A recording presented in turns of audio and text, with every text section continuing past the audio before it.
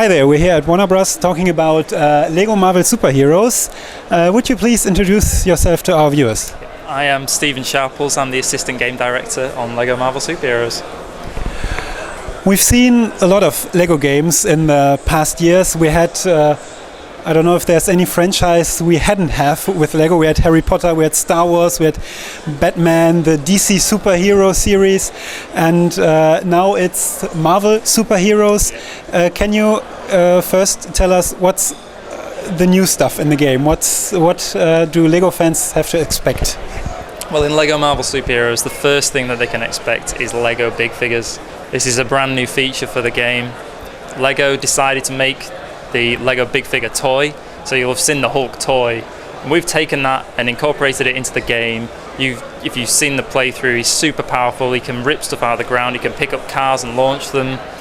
He can do his thunderclap trademark move. And if you don't want to play as the Hulk, you can turn into Bruce Banner for a little bit. And Bruce is a bit more technical. He's super intelligent, but he's not much of a fighter, so he can turn back into the Hulk because he is always angry. And with these Lego big figures, there's not just the Hulk, there's characters such as Juggernaut, Colossus, Rhino. It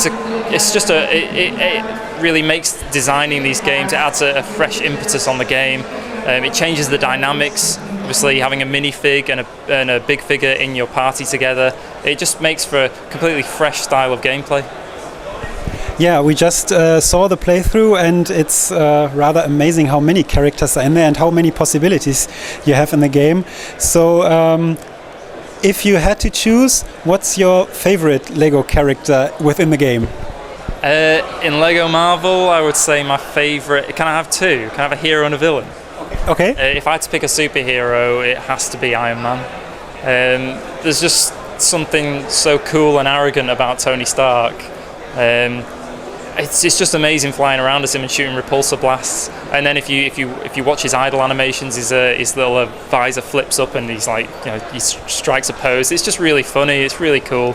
Villains, it's got to be Loki. Loki is the god of mischief. He's just hilarious. Like, he's sinister and he's very cunning, but he's also really funny. You can tell he's got a sense of humour, and that's what we try to with the team back home. The animators and the character artists, they've really brought that out in his character. He's got a great personality as a Lego minifig. In terms of gameplay, I really liked Lego City Undercover, which came out for Wii U last year, and what I saw just now is very similar to that game, because you have this big open world and 15 levels which you enter in the story, but you have also many things to encounter in the world, some hidden missions and stuff like that. Is the new game comparable with Lego City Undercover concerning size, or is it even bigger?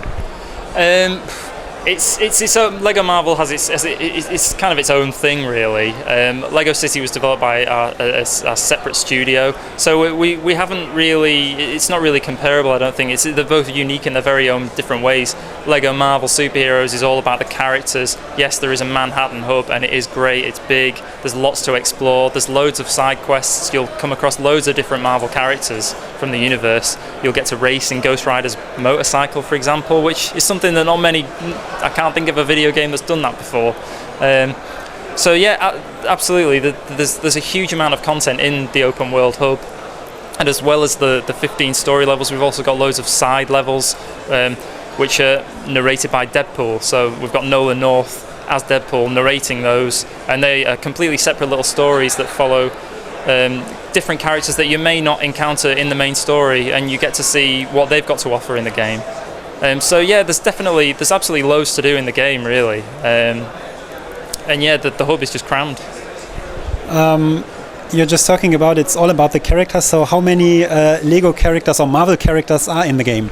As it stands, there are over 150 playable characters. So we've got everyone from the Avengers. So you've got Iron Man, you've got Hulk, you've got characters like Spider-Man, you've got Stanley, yes, Stanley is in there. Absolutely massive hook for the game to have Stan in, and obviously he plays himself here. We got him in to do the voice of himself. So He's got loads of cool lines, and if you've seen the Stan Lee gameplay, obviously he was revealed at Comic-Con.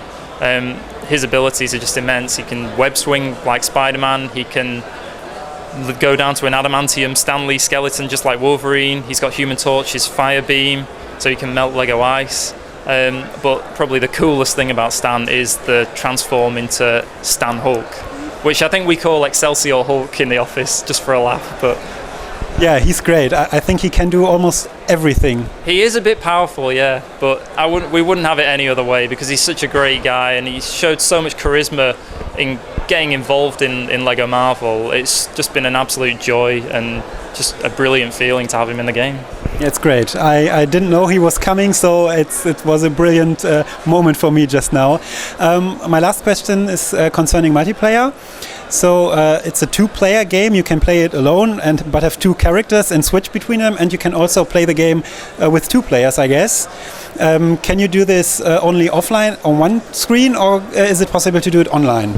Well, what we have in Lego Marvel Superheroes is something that we've stuck with throughout. Is we believe that offline dynamic split-screen co-op is where Lego games really thrive in multiplayer.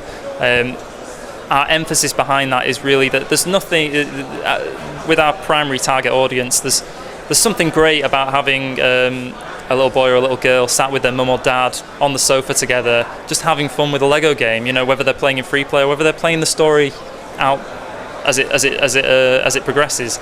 There's a really nice feeling that the team gets from knowing that kids and parents can sort of like be brought closer together by playing a Lego game. We've had fan mail in the past where people have written in saying that, you know, they absolutely love playing it with their little boy or little girl just because it made them feel closer together.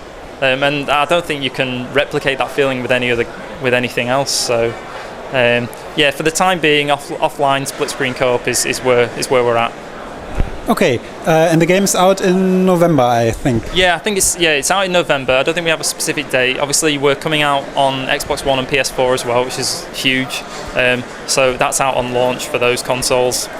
So I think we're still working out a set release date. Okay, thank you very much. Thanks.